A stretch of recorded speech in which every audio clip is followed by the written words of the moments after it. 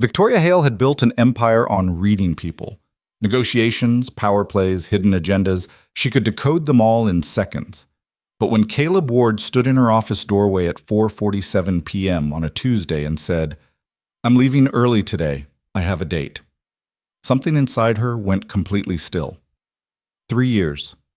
3 years of flawless execution, of midnight emails answered before dawn, of problems solved before she even knew they existed. And she'd never once wondered who he went home to. The word date shouldn't have mattered. It was just a word. But as she watched him walk away with that calm, unbothered stride, Victoria felt something she hadn't experienced in a decade. Genuine curiosity mixed with an emotion she refused to name. She didn't know it yet, but she was about to follow him. And what she'd discover would crack open everything she thought she understood about success, worth, and the man she'd never really seen. If you're watching from anywhere in the world, drop your city in the comments below. I want to see how far this story travels. And if you're already hooked, hit that like button. Trust me, you'll want to stay until the end. The floor-to-ceiling windows of Victoria's corner office reflected the city like a throne room overlooking a kingdom. At 42, she'd earned every inch of this view, the hard way. Hale Logistics wasn't just another mid-sized company. It was precision incarnate. A machine that moved goods across 3 states without a single hiccup. And Victoria was the engine. She stood now, arms crossed, staring at the empty doorway where Caleb had been 30 seconds ago. A date! She said it aloud, testing the words. They felt foreign in this space, like someone had brought a houseplant into an operating room. Her assistant Melissa appeared with a tablet. The Riverside contract needs your signature before... Who does Caleb report to? Directly, I mean. Melissa blinked. You. Well, technically he's under operations, but functionally? You. He handles... I know what he handles. Victoria's voice came out sharper than intended. What do you know about his personal life? Caleb's. Melissa's confusion was obvious. Nothing. He's private. Shows up, does the work, leaves. Why? No reason. But there was a reason. Victoria just didn't want to examine it. She'd hired Caleb Ward 3 years ago based on a 30-minute interview and a resume that was impressive in its ordinariness. Bachelor's degree from a state school. 5 years at a regional distributor. References that used words like reliable and thorough. The kind of bland praise that usually meant someone was competent but uninspiring. She'd almost passed on him. Then he'd answered her final question. What's the worst professional mistake you've ever made? Most candidates deflected or offered some humble brag dressed as failure. Caleb had looked at her directly and said, I trusted a system I hadn't personally verified. Cost my previous employer $40,000 and me about 6 months of sleep. I fixed it, stayed late every day for 4 months to rebuild their confidence, and I never made that assumption again. She'd hired him on the spot. In 3 years, he'd become the backbone of her operation. Not flashy, not political, just relentlessly, almost eerily effective. Projects completed ahead of schedule, problems solved before they became crises. A calm, steady presence that made chaos look choreographed. And she knew almost nothing about him. Victoria turned back to the window. The parking garage was visible from here, 6 floors down. She watched, telling herself she wasn't watching, as a familiar gray sedan pulled out onto Madison Street. Cancel my 6 o'clock, she said, but the quarterly review. Reschedule it. Melissa opened her mouth, closed it, then wisely retreated. Victoria grabbed her coat and keys, moving before the rational part of her brain could object. This was insane. She was the CEO of a company with 200 employees, and she was about to follow her operations manager to a date like some kind of... She shut down that thought before it could complete. What? The gray sedan moved through downtown traffic with the same unhurried precision Caleb brought to everything. Victoria followed 3 cars back, feeling ridiculous and unable to stop. Her Mercedes felt too obvious, too her, like wearing a ball gown to a backyard barbecue. They passed the theater district, the upscale restaurants on River Street, the wine bars near the university. Caleb kept driving. Victoria's phone buzzed. She ignored it. Then again, and again. Finally, at a red light, she glanced down. 7 messages from Melissa, 2 from her VP of Finance, 1 from her lawyer. She put the phone face down on the passenger seat. The neighborhood shifted as they drove further from downtown. Older buildings, family-owned shops, trees that actually provided shade.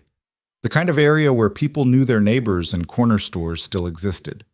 Caleb's sedan slowed, then pulled into a small parking lot beside a restaurant called Angelo's. The sign was hand-painted, slightly faded. Through the front windows, Victoria could see red checkered tablecloths and what looked like actual candles, not the LED fakery most places use now.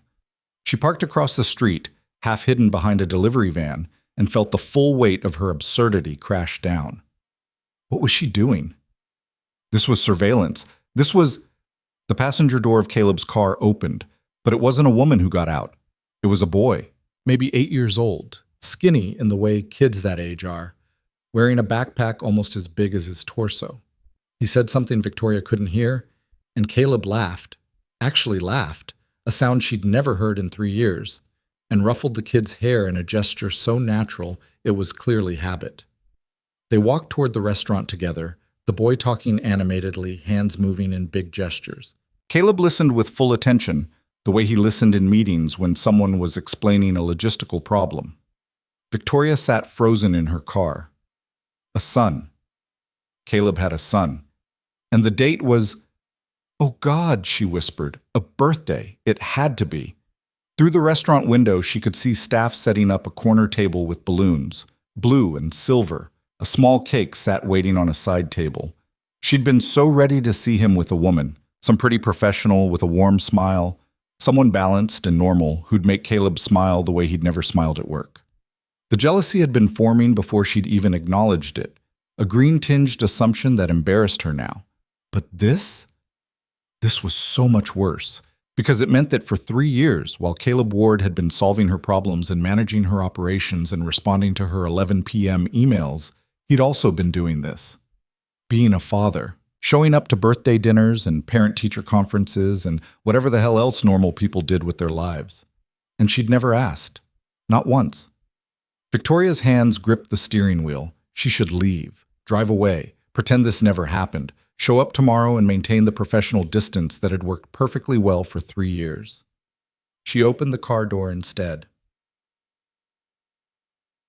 Angelo's smelled like garlic and tomatoes and bread baking. Warmth hit her immediately, the good kind, the kind that came from ovens and bodies and life happening. A woman who had to be Angelo's wife greeted her with the easy familiarity of someone who assumed everyone belonged. "Just one tonight, sweetheart?" Yes, just me." "Window okay? Or would you prefer a booth?" Victoria's eyes found Caleb's table automatically. He was seated with his back partially to her, the boy across from him, already tearing into a breadbasket like he hadn't eaten in days. "Window's fine." She was seated 3 tables away, at an angle where she could see them without being obvious. She ordered wine she didn't want and opened a menu she didn't read. This was worse than following him. This was intrusion, violation. She should leave. She stayed. And then Marcus said his dad could do a backflip, which is obviously a lie because his dad is like old. "Mr. Patterson is 36, Eli." "Exactly. Old." Caleb's quiet laugh carried over. "I hate to break it to you, but I'm 34. "Yeah, but you're different." The boy, Eli, said it with the absolute certainty of childhood. "You're like cool old." "I'll take it." Victoria watched them over the rim of her wine glass. The easy back and forth. The way Caleb's whole body language was different here. Relaxed, open, present in a way she'd never seen. At the office, he was professional perfection. Contained, controlled. Here, he was just a dad. "Can I order the lasagna?" Eli asked. "It's your birthday. You can order whatever you want." "Even dessert?" "Even dessert." "2 desserts?" Caleb raised an eyebrow. "Don't push it." They ordered. The waitress knew them, actually knew them, calling Eli birthday boy and asking Caleb how work was going. He answered vaguely, the way people did when they didn't want to talk shop. Then the food came, and Victoria watched them eat together in comfortable near silence, the kind that only existed between people who'd shared thousands of meals. "Dad?" "Yeah, bud." "Is Mom gonna call?" The question landed like a stone in still water. Caleb's expression didn't change much, just a slight tightening around his eyes, the same micro-expression he got when a shipment was delayed and he was already calculating solutions. I don't know, he said. Honest. Not sugar-coated. Maybe. It's okay if she doesn't. Eli said it too quickly, in the way kids did when they were trying to convince themselves. I mean, she's busy. With Derek and stuff. You're allowed to want her to call, Eli. The boy shrugged, suddenly focused very intently on his lasagna. Whatever. Victoria felt like she was watching something she shouldn't. She looked away, giving them privacy they didn't know they needed. When she looked back, Caleb had shifted the conversation. Smooth, practiced. So, 8 years old, that's a big one. Not really. 9's bigger. Then 10, obviously. Obviously. Caleb's smile was soft. But 8's still pretty good. You've learned a lot this year. Like what? You tell me. It was clearly a ritual. Eli sat up straighter, thinking. I learned long division and how to make scrambled eggs without burning them, and that Miss Rodriguez is actually pretty cool even though she gives hard homework. All important skills. And I learned that just because someone leaves doesn't mean you did something wrong. The air changed. Caleb went very still. Who told you that? Mr. Barnes. At school, when I was talking to him about stuff. The school counselor, Victoria realized. She watched Caleb absorb this, saw him processing in real time. Mr. Barnes is smart, Caleb said carefully. And he's right. You know that, don't you? What happened with your mom? That's not on you. Eli nodded, but his eyes stayed on his plate. Hey, Caleb waited until the boy looked up. I mean it. You're a good kid. The best kid. Nothing you did or didn't do would change what adults decide to do. That's on us, not you. I know. Do you? A pause. Then, quieter. I'm trying to. That's all anyone can do. They sat with that for a moment. Then Eli stabbed a piece of lasagna with renewed energy. Can we do cake now? Finish your dinner first. This is finishing it. Nice try. Victoria's wine sat untouched. Her food, she couldn't even remember ordering, had arrived at some point and now sat cooling in front of her. She couldn't eat, could barely breathe, because she was watching Caleb Ward, the man who'd spent 3 years being her perfect, emotionless operations machine, gently guide his 8-year-old son through the minefield of parental abandonment while simultaneously making sure he finished his vegetables. And she'd never known, never asked, never wondered. The shame of it settled over her like fog. So, the cake came out with candles, 8 of them, plus one to grow on. The staff sang, off-key and enthusiastic. Eli's face lit up in a way that made him look even younger, all gap-toothed joy and unself-conscious delight. Make a wish, bud. Eli squeezed his eyes shut, concentrating hard, then blew out all 9 candles in one breath. What'd you wish for? Caleb asked. Can't tell you. Won't come true. Fair enough. They ate cake, chocolate with vanilla frosting, simple and homemade looking. Eli told a rambling story about something that happened at recess. Caleb listened like it was the most important story he'd ever heard. Victoria couldn't stop watching his face. The expressions that never appeared in boardrooms, the patience that at work seemed infinite but here revealed its source. Practice. Years of practice. Listening to an 8-year-old work through friendship drama and school politics and all the small, enormous things that made up a childhood. I got you something, Caleb said when the cake was mostly demolished. You did? Eli's eyes went wide. I thought we said no presents this year because of... It's small. Caleb pulled out a flat package, wrapped in newspaper comics. Eli tore into it with enthusiasm, then went quiet. It was a book. Hardcover, clearly used but well cared for. The title was too far for Victoria to read, but she could see Eli's face transform as he opened it. Is this... Dad? Is this yours? Was mine. Now it's yours. But you said this was your favorite from when you were my age. Still is. That's why I know you'll love it. Eli clutched the book to his chest like it was made of gold. I'll be so careful with it. I promise. I know you will. And if you're not, that's okay too. Books are meant to be read, not preserved. Victoria felt something crack in her chest, Some walls she'd built brick by brick over years of 12-hour days and hostile negotiations, and proving herself in rooms full of men who thought she didn't belong. This man, this quiet, reserved, perfectly professional man, was raising a child alone, working a demanding job, showing up for birthday dinners and school counselor meetings and bedtime rituals, never once complaining, never once asking for accommodation, never once letting his personal life become her problem. She'd thought that was professionalism. Now she saw it for what it was: necessity, protection, the careful boundaries of someone who couldn't afford to be seen as anything less than perfect, because the cost of imperfection, for him, was so much higher. "Dad? Yeah? This is the best birthday." Caleb's smile was small and real. "Yeah? Yeah. Because you're here." "I'm always here, Eli." "I know. That's what makes it the best." Victoria stood abruptly. Her chair scraped loud against the floor. Several people looked over, including Caleb. Their eyes met. For a moment, neither of them moved. Caleb's expression cycled through surprise, confusion, and something that might have been concern. He started to stand. Victoria bolted. She made it to her car before the tears came, angry, frustrated, ashamed. She sat in the driver's seat, hands shaking, trying to understand what the hell had just happened to her. She'd built an empire, crushed competitors, negotiated deals that made grown men sweat, and a birthday dinner had completely undone her. Not because it was sad. It wasn't. Eli was clearly loved, happy, secure. No, it undid her because she'd spent 3 years treating Caleb Ward like a tool, a resource, a line item in her operational budget. And he was this: a father who gave his son his favorite childhood book, who listened to rambling stories about recess, who showed up every single time without fail. "Dad always shows up?" Eli hadn't said it tonight, but the truth of it hung over everything Victoria had witnessed. Caleb showed up. For his son. For his job. For everyone who needed him. And who showed up for Caleb?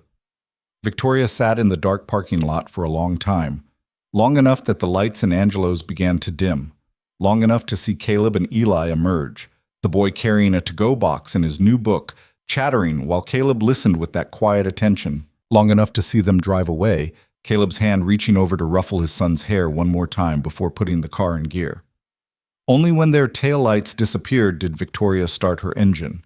She drove home on autopilot, her mind replaying the evening in fragments. That laugh. The way Caleb's whole face changed when he looked at his son.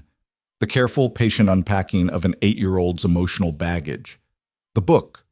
The goddamn book got her all over again. By the time she reached her condo, all glass and steel and expensive emptiness, Victoria knew something had fundamentally shifted. She couldn't unknow what she'd seen. Couldn't unsee Caleb as anything but the complete person he'd always been, while she'd only bothered to notice the parts that served her. She poured a scotch, looked out at the city lights, and wondered how many other people she'd reduced to their utility while missing everything that made them human. It was a thought that should have come with her MBA, should have been part of every leadership seminar and executive coaching session. But it hadn't. And now, at 42 years old, standing in her empty apartment with a drink she didn't want, Victoria Hale realized she'd been succeeding at the wrong things. Yeah, she didn't sleep. By 3 a.m., she'd gone through Caleb's personnel file. Minimal, because he never took sick days or requested time off. His emergency contact was listed as Eleanor Ward with a local address. A mother, maybe? Or sister? No spouse listed. Never had been. She pulled up his performance reviews, perfect scores across the board, but the comments were all hers. Clinical observations about efficiency and reliability.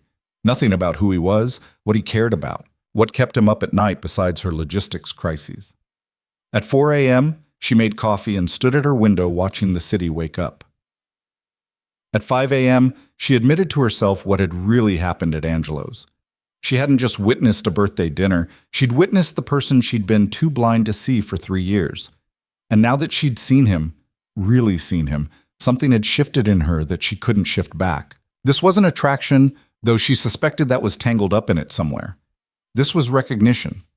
Caleb Ward was the most competent person she'd ever worked with, and she'd mistaken competence for simplicity. Assumed his calm meant he had nothing to be calm about. Thought his reliability was luck rather than the result of extraordinary effort and sacrifice. She'd been wrong about everything. At 6 a.m., she showered and dressed and drove to the office, knowing she had no idea what to say to him but unable to avoid the conversation. At 6:47, when she walked past his desk, already occupied because of course it was, Caleb looked up. Morning. Professional, neutral, giving nothing away. Morning, Victoria managed. She kept walking to her office, closed the door, and sat down at her desk. Her phone buzzed. A text from Caleb. If you need to discuss last night, I'm available. Direct. No accusation, just an offer. Victoria stared at the message for a full minute before typing back.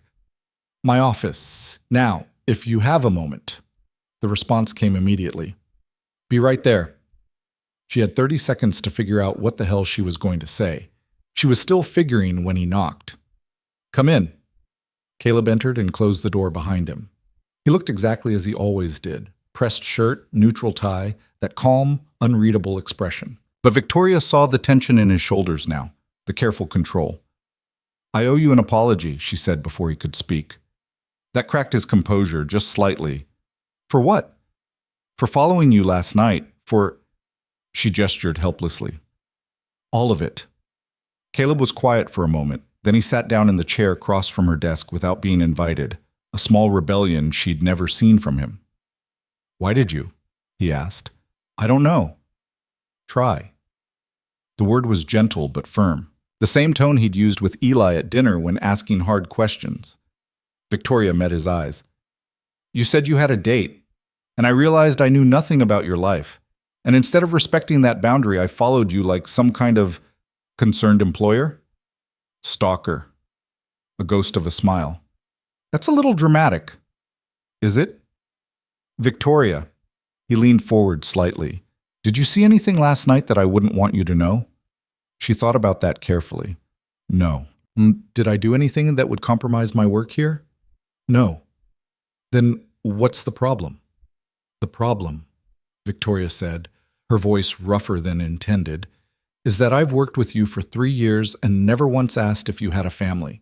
Never wondered what you did when you left here. Never thought about you as anything except my operations manager. That's the job. That's dehumanizing. Caleb sat back studying her. Is this guilt? Yes. Don't. Why not? Because I chose this. I keep my personal life separate because it's easier, cleaner. People make assumptions when they know you're a single parent, especially a single father. They assume you'll be unreliable, distracted. They pass you over for promotions or challenging projects because they think you can't handle it. I wouldn't have, maybe not, but I couldn't risk it. His voice was matter-of-fact. Eli comes first, always. That means I can't afford to be seen as anything less than completely dependable here. So I don't talk about him. I don't ask for flexibility. I don't bring my personal life into this building. That's not fair to you. It's survival. The word hung between them. Victoria felt the weight of it, all the careful calculations Caleb had been making for 3 years while she benefited from his competence without questioning its cost. I saw you with him, she said quietly. At dinner. You're a good father. Something flickered in Caleb's expression. Surprise, maybe, or something more vulnerable. Thank you. I'm sorry I intruded on that. You apologized already. I mean it. I know. He stood, smooth and professional. Are we good? Victoria wanted to say no, wanted to ask 1,000 questions, wanted to understand how he did it, balanced everything, showed up for everyone, never once let the cracks show. But she'd already taken too much from him last night. We're good, she said. Caleb nodded and headed for the door. He was halfway out when Victoria spoke again. Caleb? He turned back. If there's ever anything I can do to make this easier for you, I'll let you know. They both knew he wouldn't, but the offer hung in the air between them, a first crack in the professional wall they'd maintained for 3 years. When he left, Victoria sat alone in her office and wondered how many more people she'd been failing to see. It was a question that would haunt her for days, but right now she had work to do. She pulled up her calendar and started rearranging her day. Some things, she was beginning to realize, mattered more than quarterly reviews. She started noticing things. Small things at first, the way Caleb's attention sharpened during afternoon meetings, not losing focus exactly, but shifting into a different gear around 3 o'clock. The phone he kept face up on the conference table, volume on. The slight tension in his jaw when discussions ran past 5:30. Victoria had always registered these details as background noise, the kind of minor quirks everyone had. Now they landed differently. Now she understood what they meant. At 3:15, Eli got out of school. At 5:30, someone, probably that Eleanor from the emergency contact, needed to hand off childcare duty. Every minute Caleb spent in a meeting was a minute carefully borrowed from somewhere else, accounted for, managed with the same precision he brought to logistics planning. "We can table this discussion," Victoria found herself saying on Wednesday, cutting off her VP of sales mid-pitch. "Pick it up tomorrow morning." Marcus looked startled. They'd been going for 40 minutes. Usually she pushed meetings until every point was exhausted. "You sure? I've got the comparative analysis. Tomorrow's fine." She caught Caleb's glance, brief, questioning, but he gathered his notes without comment. It was 5:23. Thursday, she rescheduled the weekly operations review from 4 p.m. to 10 a.m. Sent the calendar update without explanation. Melissa asked if everything was okay, and Victoria said yes, which wasn't quite a lie, but wasn't quite truth either. Friday, she found herself in the break room at 11:30, doctoring terrible coffee while 3 employees clustered near the vending machine. "Can't believe she approved the time off," someone was saying.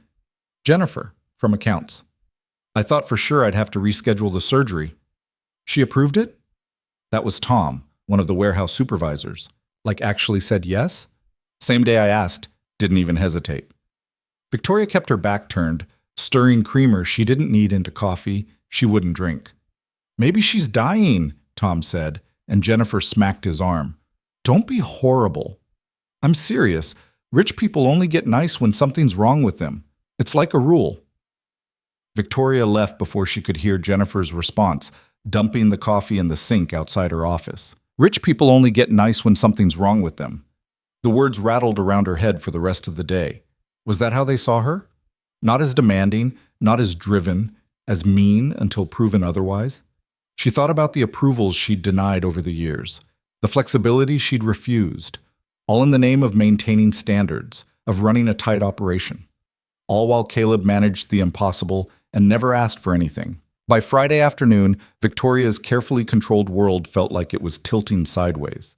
She kept trying to straighten it, to return to the comfortable certainty of spreadsheets and efficiency metrics, but everything looked different now. The office felt different. The people in it felt different. Or maybe she was the one who'd changed. At 4:45, she made a decision that would have been unthinkable a week ago. She left early. Her own words echoed as she grabbed her coat. "I'm leaving early today." Melissa's face was priceless. Is everything okay?" "Fine. Just have some things to take care of." "Should I forward urgent calls to your cell?" Victoria almost said yes, caught herself. "No. If anything explodes, it can wait until Monday." She was in the elevator before the full weight of that hit her. 20 years of building this company. 20 years of being available every hour of every day. And the world didn't end when she pressed the button for the parking garage at 4:47 on a Friday afternoon. She drove home in traffic that shouldn't have existed yet. Rush hour was for people who left at normal times, and walked into her condo with daylight still coming through the windows. The space felt even emptier than usual, all that expensive furniture waiting for a life that never quite happened here. Victoria poured a drink she didn't want and stood at the window. From here, the city looked clean, organized. All those lives reduced to lights and shapes and the comforting geometry of urban planning. But she'd seen inside one of those lights now. Had watched real life happening in a neighborhood restaurant with checkered tablecloths and hand-painted signs. Had seen what it looked like when someone showed up every single time for the person who mattered most. Her phone rang. Marcus, probably with some crisis that felt urgent until you realized it wasn't. She let it go to voicemail. Then her mother called, which was unusual enough that Victoria answered. "Darling, I'm glad I caught you. The foundation gala is next month, and I need to know if you're bringing anyone." "I don't know, Mom." "Well, you should decide soon. Table assignments are..." I said I don't know. Silence. Her mother didn't do well with being cut off. Is something wrong? No, maybe. I don't know. More silence, this time worried. Victoria, you're not making sense. I know. I'm sorry. The gal is fine, so put me down for one. Are you sure you're all right? I'm fine, Mom. Just tired. She hung up before the conversation could spiral into the usual routine. Her mother's gentle disappointment that Victoria was 42 and unmarried. Victoria's defensive insistence that she had a company to run. Both of them pretending this was about choices rather than consequences. The sun set. The city lights came on. Victoria stayed at the window, watching and not watching, thinking about everything and nothing. Somewhere out there, Caleb was probably making dinner, helping with homework, reading that book he'd given Eli. The two of them curled up on a couch Victoria couldn't picture because she'd never asked where he lived. The jealousy that hit her wasn't sexual. It was something deeper and more uncomfortable. She was jealous of his life, the fullness of it, the way he'd built something that mattered beyond quarterly earnings and operational efficiency. She was 42 years old, stood at the top of her field, and she was jealous of her operations manager's cramped apartment and secondhand furniture and the simple, enormous fact of being needed by another human being. Victoria finished her drink and went to bed. She didn't sleep. The weekend passed in a blur of restlessness. She tried to work and couldn't focus, tried to read and couldn't concentrate, went to the gym and walked out halfway through her usual routine. By Sunday evening, she'd made another decision. Monday morning, she arrived at the office at 6:30, earlier than usual. Caleb showed up at 6:47, like clockwork, and found her waiting at his desk. "We need to talk," she said. "Okay." He set down his bag, completely calm. "Your office or mine?" "Here's fine." She pulled over a chair from an empty desk. They sat in the quiet operations bay, surrounded by monitors and filing systems, and all the infrastructure of the machine Caleb kept running. "I've been thinking about what you said," Victoria started. "About keeping your personal life separate. About survival." "All right." "And I've been thinking about what that says about this company. About me." Caleb waited. He was good at waiting, she'd noticed. Good at letting silence do the work. "I don't want to run the kind of place where people have to hide who they are to be taken seriously," Victoria said. "Where single parents can't ask for flexibility because they're afraid it'll cost them opportunities. Where someone like you has to pretend you don't have a life outside these walls." "Victoria, let me finish." She took a breath. "I know I can't fix 3 years of not seeing you, of not asking, but I can change how things work going forward, for you and for everyone else here." "What does that mean practically?" "It means flexible hours, real work from home options, not just the lip service we pay now. It means I stop scheduling meetings at 4 p.m. like people's time is infinite. It means you're feeling guilty," Caleb said, not unkindly, "and guilt makes for bad policy." Victoria felt the sting of that. "You think I'm wrong?" "I think you're reacting instead of thinking, which isn't like you. Maybe I should react more." "Maybe." He leaned back in his chair. "But don't overhaul the company because you saw me at a birthday dinner. That's not sustainable." "So what would you do?" The question surprised him. She could see it in the slight widening of his eyes, the momentary pause before he answered. "I'd talk to people," he said finally. "Not to me, to everyone. Find out what they actually need instead of assuming. You're good at systems, Victoria. Build a better system." "And you? What do you need?" Caleb smiled, small and tired. "I'm fine." "That's not an answer. It's the answer I'm giving." They sat with that for a moment. Around them, the office was starting to come alive. Voices in the hallway, computers booting up, the coffee maker gurgling in the break room. "Can I ask you something?" Victoria said. "You're the boss." "Not as the boss, as—" She hesitated. What were they exactly? Not friends. Not quite colleagues anymore, not after she'd crashed his son's birthday. As someone who's trying to be better. That got through. Caleb's expression softened slightly. "Okay. How do you do it? All of it. The job, Eli, keeping everything running." "Badly, most days." "I don't believe that." "It's true." He glanced at his watch. Habit, checking the time. You want the honest answer? I don't do it all. I do what I can, when I can, and I've gotten really good at triaging. Eli's homework gets done. Dinner happens, even if it's cereal sometimes. The house is clean enough that we won't get buried in laundry. Work gets my best effort during work hours. Everything else kind of falls through the cracks. Like what? Like going to the gym, having hobbies, dating. He said it matter-of-factly, without self-pity. Seeing friends more than twice a year, reading books that aren't from the kids section, having a life that's mine instead of just existing in the spaces between taking care of everyone else. Victoria felt that land in her chest. That sounds lonely. Sometimes it is, but that's the trade-off. I made my choice 3 years ago when I interviewed here. I needed a job that paid enough and had benefits good enough to cover Eli. Everything else was secondary. And you got that here. I did, which is why I'm not complaining. You should complain, I mean, if things aren't working. Caleb gave her a long look. Would it matter? The question hung between them, honest and brutal. Yes, Victoria said, it would matter. Since when? Since now. He studied her face, looking for something. Whatever he found must have been enough because he nodded slowly.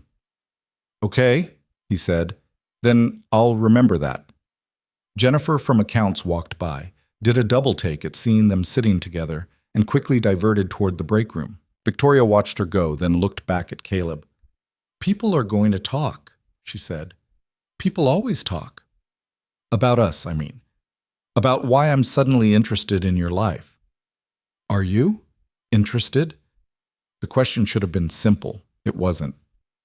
Yes, Victoria said carefully, but it's not what they'll think. What is it then? She didn't have a good answer. How could she explain that seeing him with Eli had cracked something open in her?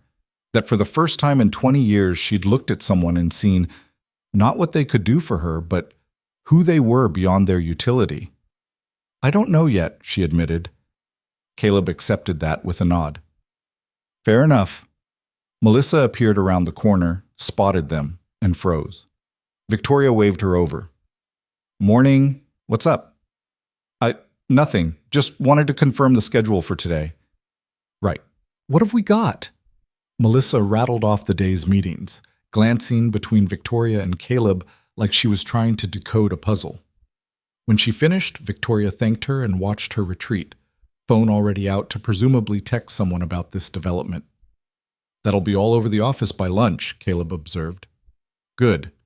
He raised an eyebrow. Good. People should see that I'm human sometimes. Might make me less terrifying. You're not terrifying. Tom from the warehouse thinks I'm only nice when I'm dying. Caleb's laugh was sudden and genuine. You heard that? Friday, break room. For what it's worth, I don't think you're dying. Just having a crisis? Maybe, but the good kind. Victoria wanted to ask what the good kind of crisis looked like, but her 8 a.m. was approaching and Caleb had a shipment audit waiting. They stood simultaneously, that work rhythm synchronization she'd always taken for granted. Victoria? She turned back. Thank you, Caleb said, for trying, even if you don't know what you're trying yet. I'm sorry it took me so long to start. Better late than never. They held eye contact for a beat too long, something unspoken passing between them. Then Caleb grabbed his tablet and headed toward the warehouse, and Victoria walked to her office feeling like the ground had shifted again. The day unfolded in meetings and decisions and all the usual rhythms of running a company. But Victoria found herself watching people differently, noticing things. Marcus always turned his phone face down during presentations, not rudeness, she realized, but focus. Probably had kids or family he was consciously setting aside to be present. Jennifer had mentioned surgery. When had that happened? Victoria pulled up her records and found the request, 3 days off, approved last week. A minor procedure, the notes said. Jennifer had been back at work the next Monday, never mentioned it again. Had Victoria even asked how she was feeling? She made a note to check in, then felt ridiculous for needing to remind herself to care about whether an employee was recovering okay. At lunch, she ate at her desk and pulled up the company handbook. The section on leave policies was sparse, legal minimum, nothing generous. Flexible scheduling was technically available, but hedged with so many approvals and restrictions that no one ever used it. She'd written these policies herself years ago. They'd seemed reasonable at the time, protective of the company's interests. Now they just seemed cruel. Her phone buzzed. A text from her mother. "Darling, I forgot to mention, the Wainwrights will be at the gala. I told Patricia you'd love to meet their son. He's a lawyer, very successful." Victoria stared at the message. Her mother had been setting her up with very successful men for 15 years. It never worked. Usually because Victoria was too busy, too focused, too obviously uninterested in the performance of dating someone equally ambitious and equally unavailable. She typed back, "Mom, please don't set me up." The response came quickly. "Just keeping my options open for you, sweetheart." Victoria set the phone down and looked at the handbook again. All these rules she'd built to keep things clean and professional and efficient. All while Caleb Ward worked 60-hour weeks and raised a child alone and never once asked for anything. She picked up her phone and called Melissa. "Can you set up a company-wide survey? I want feedback on policies, work-life balance, benefits, scheduling, anything that impacts people's lives outside this office." "A survey? Like anonymous?" "Yes, and I want it out by end of day." "That's pretty fast. Can you do it?" A pause. "Yeah, I can do it." "Good. Thank you." She hung up and immediately texted Caleb. "I know you said not to react. I'm trying to think instead. But I need to move on this." His response came 5 minutes later. "Okay, just don't burn the place down in the process." Victoria smiled despite herself, then got back to work. The survey went out at 4:30. By 5:15, responses were already trickling in, cautious at first, then increasingly honest as people realized it was actually anonymous. Victoria read them at home that night, curled up on her leather couch with her laptop and a glass of wine she actually drank this time. Meetings scheduled after 4 p.m. are impossible for parents. Would love to work from home 2 days a week, but don't want to seem uncommitted. PTO policy doesn't account for elderly parent care. Asking for flexibility feels like career suicide. That last one landed hard. She flagged it, made a note, kept reading. By midnight, she'd read through 200 responses. The patterns were clear. People wanted to work hard. That wasn't the issue. They just wanted acknowledgement that they had lives beyond these walls. Exactly what Caleb had been saying for 3 years without saying it. Victoria closed her laptop and stared at the ceiling. She'd built this company on the principle that excellence required sacrifice, that success meant being available always, that personal needs came second to professional obligations. And she'd been wrong. Not about excellence, not about hard work, but about what it cost to demand those things without flexibility, without recognizing that the best work came from people who had something to work for, something beyond the job itself. She thought about Eli at that birthday dinner, talking about what he'd learned, about Caleb's quiet pride in his son, about the way they fit together, the two of them against the world. That was worth showing up for. Her company should be two, but in a different way, in a way that made space for people's whole lives, not just the parts that generated profit. Victoria grabbed her laptop again and started making notes.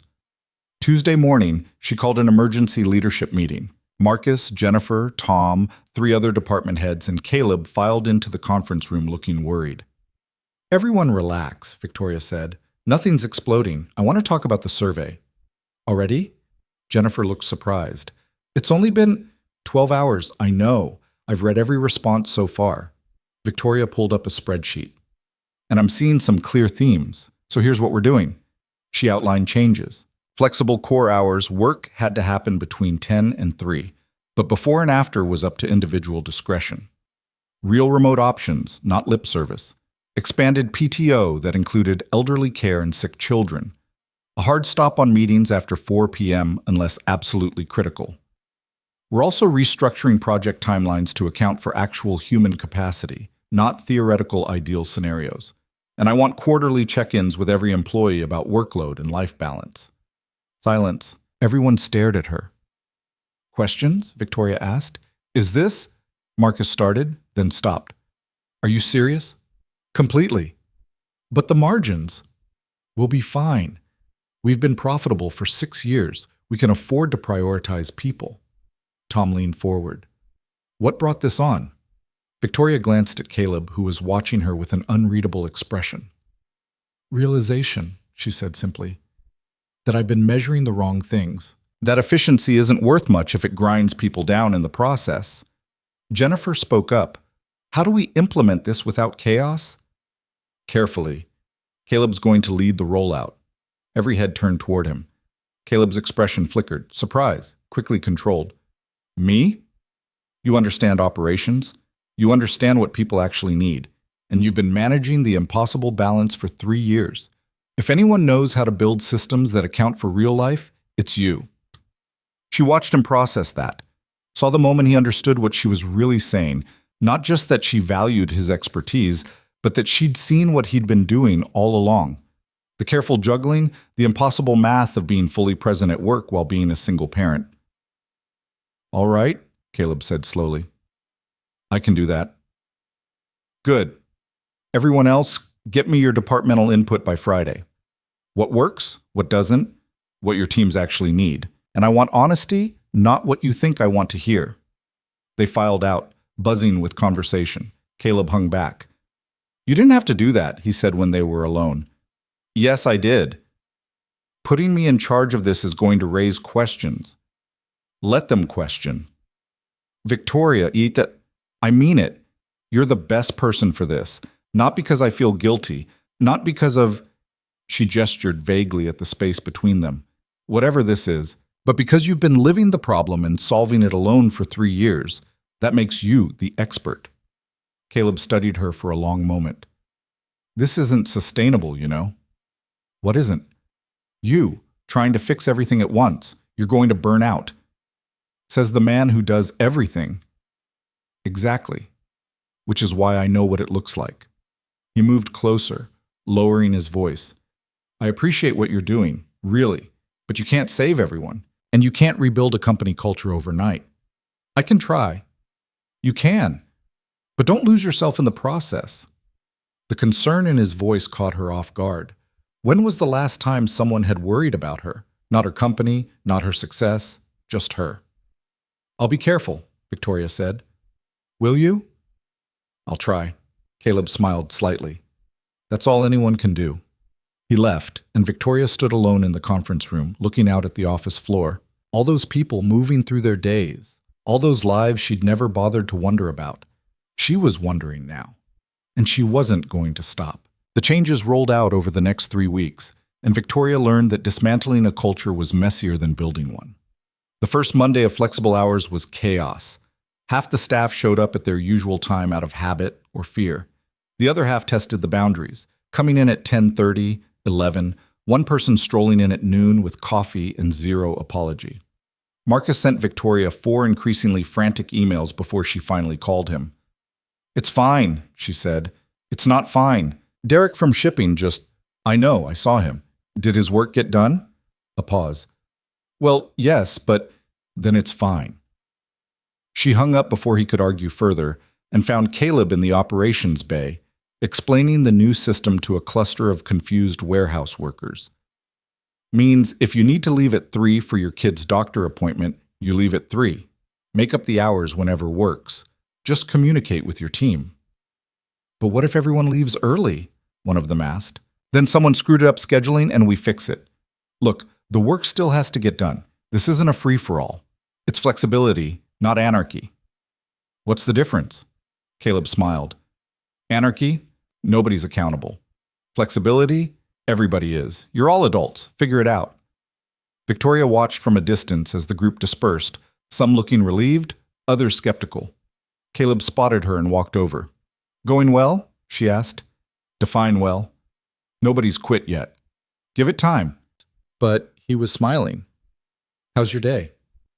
Marcus thinks I've lost my mind. Jennifer's thrilled. Tom asked if I'm sure I'm not dying. Are you? Not yet.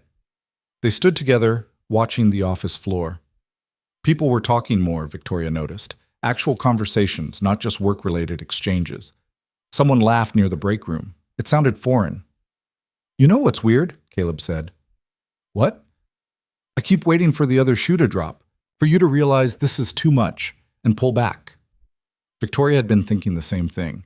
These changes felt too big, too fast. Every rational part of her brain was screaming to slow down, be cautious, protect the bottom line. What if I don't pull back? She asked. Then I'll be impressed. Just impressed? He looked at her, something shifting in his expression. What else would I be? The question felt loaded. Victoria didn't know how to answer it, so she changed the subject. How's Eli? Caleb's surprise was obvious. He's good. Why? Just asking. You never just ask. Maybe I'm changing. Maybe. He checked his watch, that constant calculation of time. He's got a science fair coming up, building a volcano that actually erupts.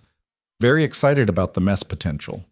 Victoria laughed before she could stop herself. Sounds dangerous. That's what makes it science. When is it? 2 weeks. Thursday evening. Caleb paused, then added carefully, It's open to families. If you wanted to come. The invitation hung between them, casual but not. Victoria's first instinct was to deflect, make an excuse, maintain the professional boundary that was already so thoroughly demolished. I'd like that, she said instead. Caleb's expression did something complicated. Yeah? Yeah, if it's okay with Eli. I'll ask him. He glanced at his watch again. I should get back to... Go. I know you're on a schedule. He left, and Victoria stood alone in the middle of the operations bay, wondering what the hell she was doing. Going to a child's science fair, her employee's child. That wasn't just crossing a line, that was demolishing it entirely. But she'd said yes, and she wasn't going to take it back. The rest of the week proceeded in fits and starts. The new policies created friction, not malicious, just the inevitable grinding of people adjusting to different rules. Victoria spent hours in meetings, mediating conflicts, explaining and re-explaining that yes, she really meant it. No, there wasn't a catch. By Friday, she was exhausted in a way that had nothing to do with work volume and everything to do with emotional labor. Caring about people's problems was draining. Easier to just mandate solutions and move on. But she kept at it. Friday afternoon, Melissa knocked on her door. Got a minute? Sure, what's up? Melissa sat down, unusually hesitant. I wanted to say thank you for the changes. You don't have to. No, I do. My daughter's been asking me to chaperone a field trip for months. I've always said no because I couldn't take the time. This week, I put in for 4 hours off and nobody blinked.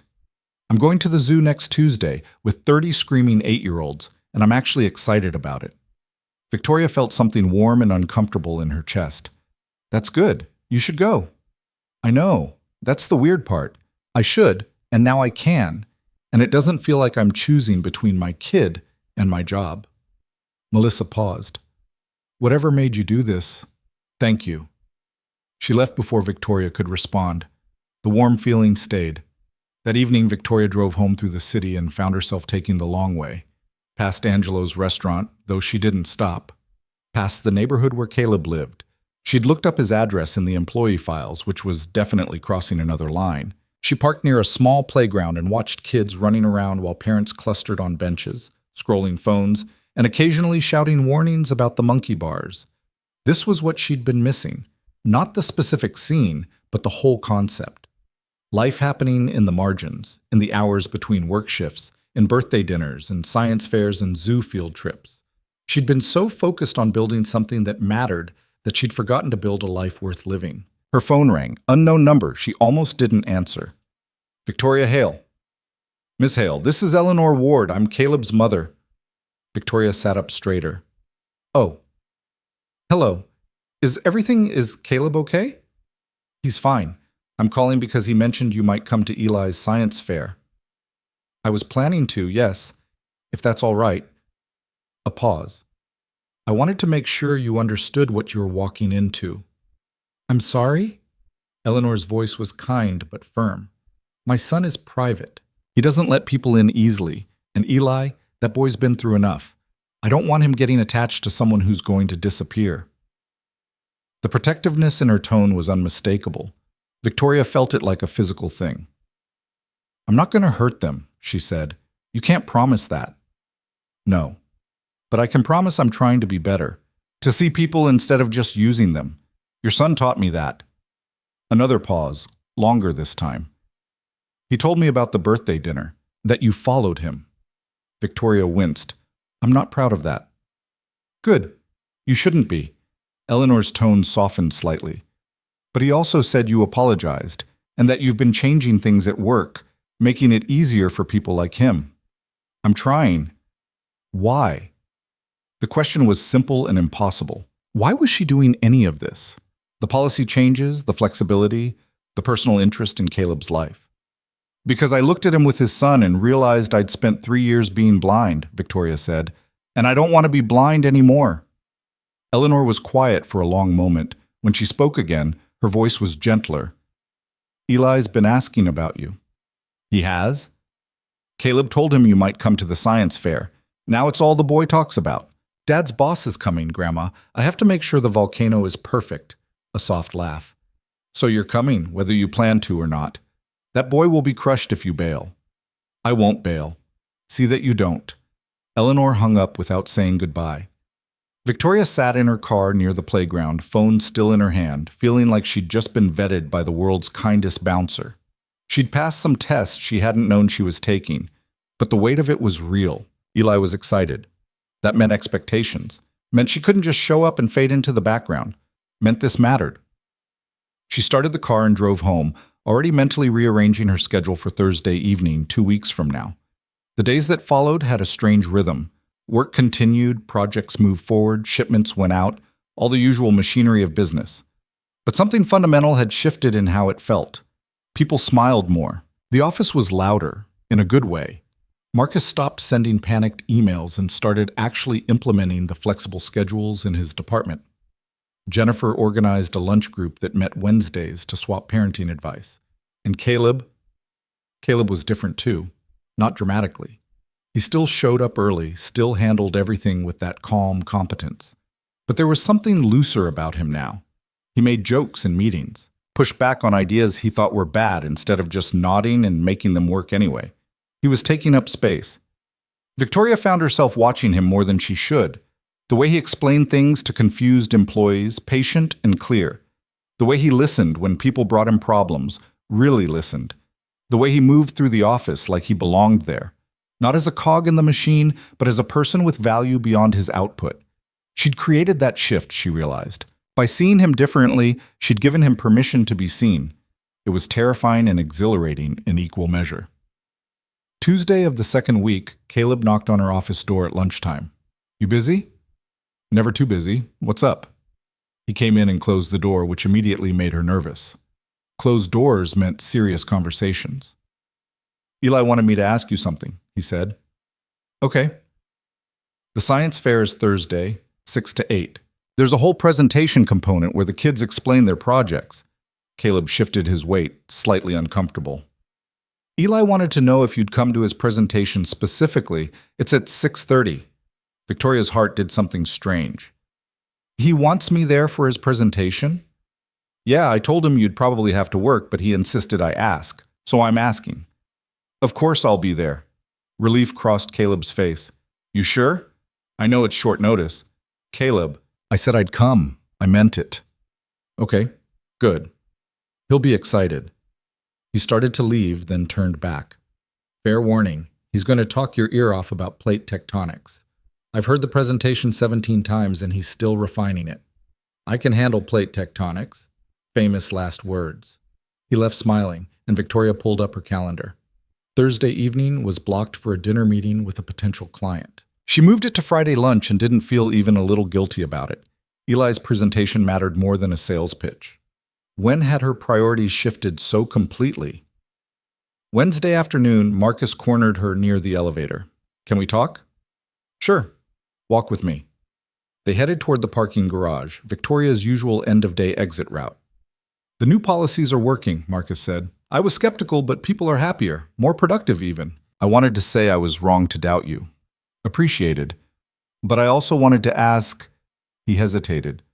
What changed? I've worked here for 8 years. You've always been focused on the bottom line, on efficiency. This is different. Victoria thought about how to answer that. She could deflect, give some corporate answer about evolving leadership philosophy. But Marcus deserved better. I realized I was measuring the wrong things, she said. That a company is people, not just profit. And if the people are miserable, the profit won't last. That's very human of you. I'm trying. They reached her car.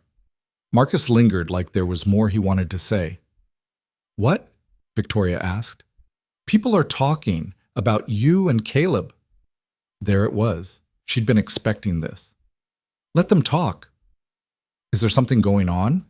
Victoria met his eyes directly. No, but I'm not going to pretend I don't see him as a person anymore. If that makes people uncomfortable, they'll adjust. Marcus nodded slowly. For what it's worth, I think it's good. What you're doing. All of it. Thanks. She got in her car and sat for a moment before starting the engine. People were talking.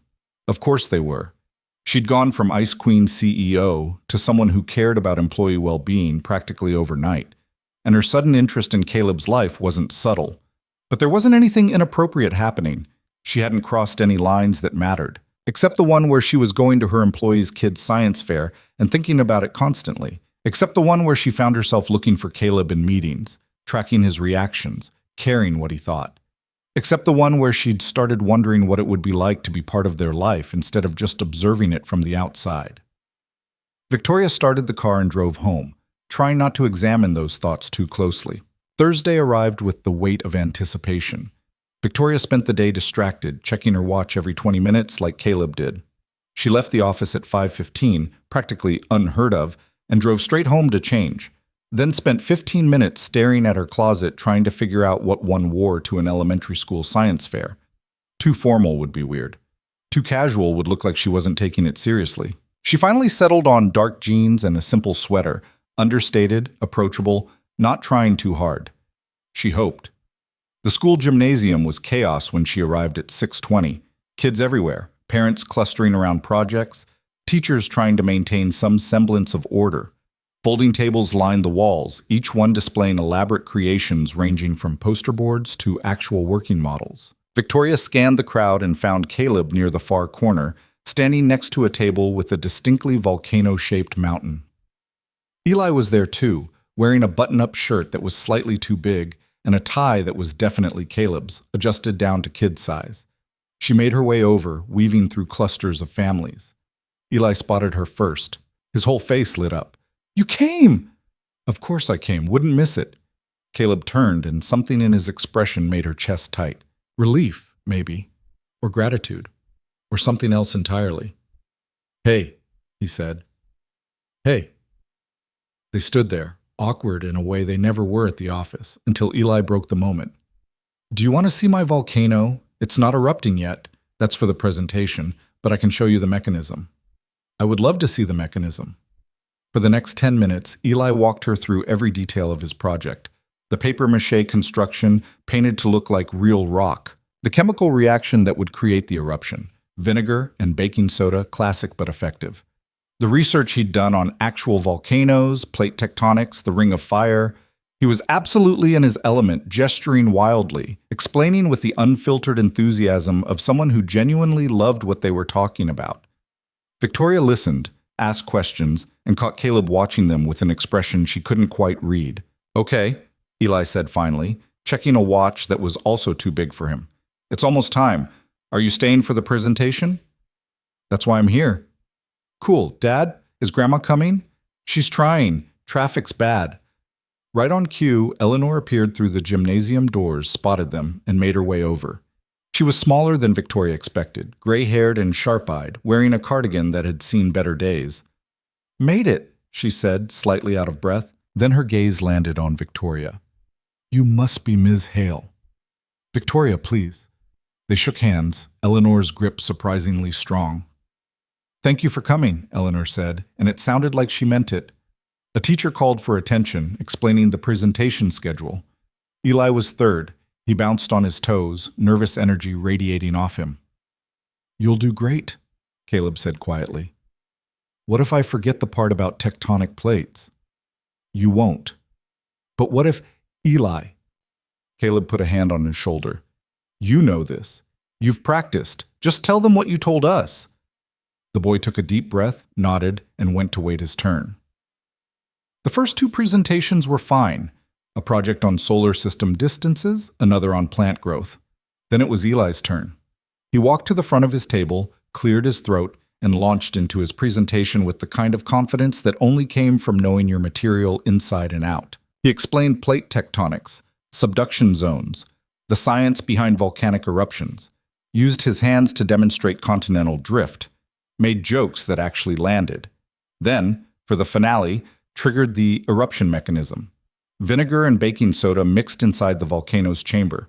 Foam erupted out the top, flowing down the sides in a completely disproportionate reaction that made the whole table shake. The crowd loved it. Eli beamed, foam still dripping off his volcano, and looked straight at Caleb, who was smiling so wide it transformed his entire face. Victoria felt something crack in her chest all over again. After the presentations, there was a reception, cookies and punch, the kind of aggressively wholesome gathering that made Victoria feel like she'd stepped into a different world. She accepted a cup of too sweet punch and stood with Caleb and Eleanor, while Eli ran off with friends. "He did amazing," Victoria said. "He really did." Caleb was still smiling. "I was worried the eruption would be too much, but it was perfect. Just dramatic enough." Eleanor watched them, sipping her punch. "How long have you two worked together?" 3 years, Victoria said. "And you're just now meeting Eli?" The question wasn't accusatory, just curious. But it landed hard anyway. "I wasn't paying attention," Victoria admitted, "to a lot of things. I'm trying to do better." Eleanor studied her for a moment, then nodded. "Good."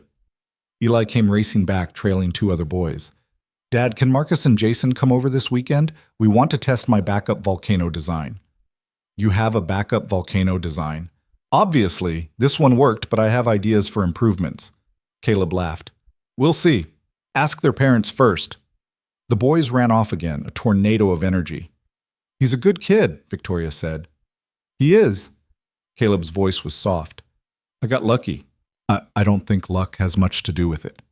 He looked at her, something unspoken passing between them. Around them, families clustered and chatted, kids showing off projects, teachers making rounds. It was warm and loud and chaotic. And Victoria didn't want to be anywhere else. Eleanor excused herself to talk to another grandmother she knew, leaving Victoria and Caleb standing together near the punch bowl. "This is your world," Victoria said. "Isn't it? Science fairs and parent-teacher conferences and backup volcano designs." "Part of it, yeah." "It's nice. You sound surprised." "Maybe I am. I've spent so long thinking success looked one way. Corner offices and profit margins and board meetings. This is different." "Better?" "I don't know yet, but different."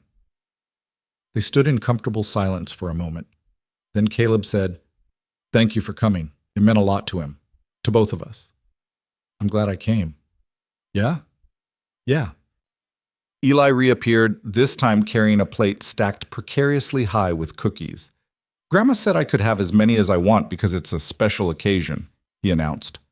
"Grandma's going to regret that when you can't sleep tonight," Caleb said. "Worth it." Eli turned to Victoria. "Did you like my presentation?" "I loved it, especially the eruption." "That was the best part. Next time I'm going to make it even bigger." "Next time?" "For the regional competition, if I qualify." He said it with the casual confidence of someone who absolutely expected to qualify. Victoria smiled. "I have no doubt you will."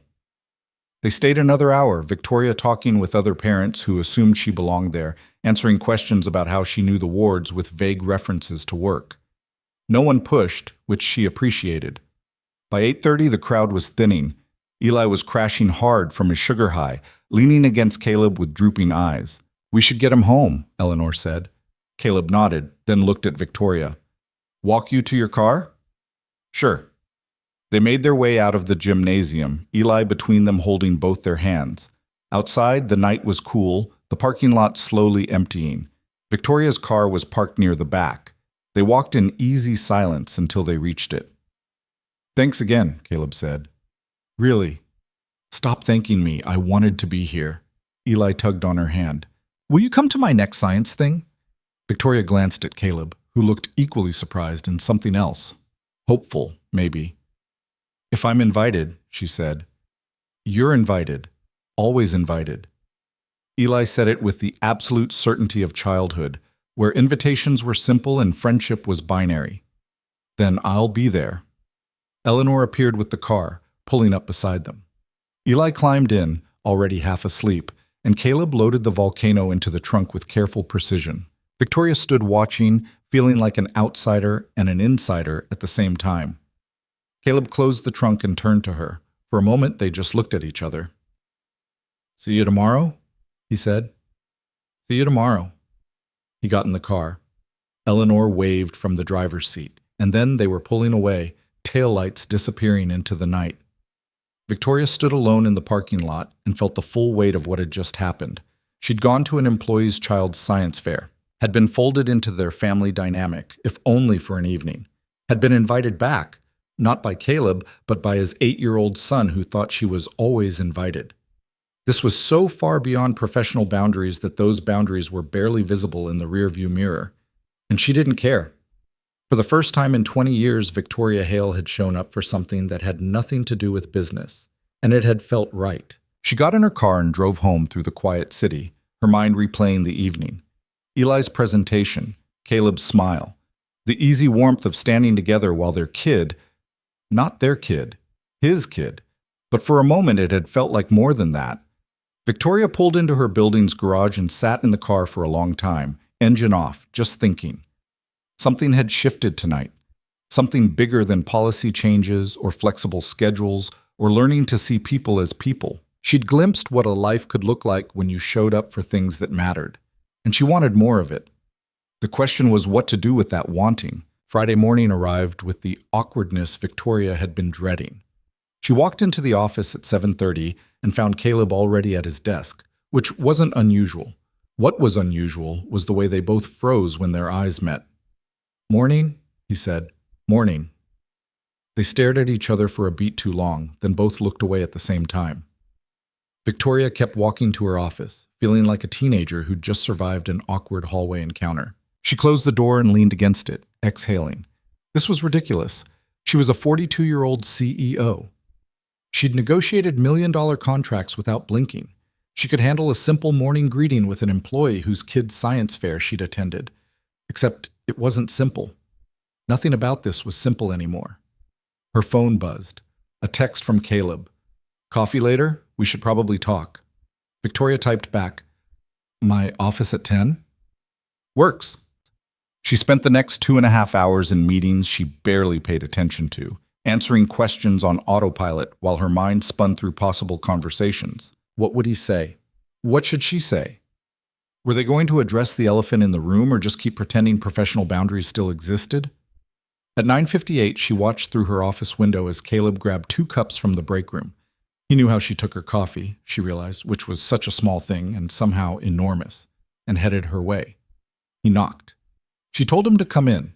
He closed the door and handed her a cup. "Thanks." "Sure." They sat. The silence stretched. Finally, Caleb spoke. "So, last night." "Yeah. Eli hasn't stopped talking about you. Told Eleanor this morning that you're his favorite of my work friends." He smiled slightly. "Which is funny because you're literally the only work friend he's met. I'm honored to be the favorite by default. He doesn't do default. If he didn't like you, he'd have said so. Kid's got no filter." Victoria took a sip of coffee to buy time. "I'm glad he liked me." "He did. A lot. Which is—" Caleb paused, choosing words carefully. "I need to be clear about something." Here it was. The boundary-setting conversation. The reminder that she was his boss, and this was getting too personal and they needed to pull back. "Okay," Victoria said. "Eli gets attached easily. Always has. It's part of why what happened with his mom hit him so hard. She was there, and then she wasn't, and he didn't understand why." Caleb's voice was steady, but his hands were tight around his coffee cup. "I can't let that happen again. Can't let him get close to someone who's going to disappear." The words landed like stones. Victoria set down her coffee. "I'm not going to disappear." "You can't promise that." "No. But I can promise I won't disappear without warning, without—" She struggled for the right words. "Without being honest about it." Caleb studied her. "Why are you doing this?" "Doing what?" coming to science fairs, changing company policies, looking at me like... He stopped himself. Like what? Like you see me, not just the work I do. Me. Victoria felt exposed, like he'd reached in and pulled out the thing she'd been trying not to name. Because I do see you, she said quietly. Finally, and I can't unsee it. That's not an answer. It's the only one I have right now. They sat with that. Outside the office, the normal sounds of business continued. Phones ringing, people talking, the hum of productivity.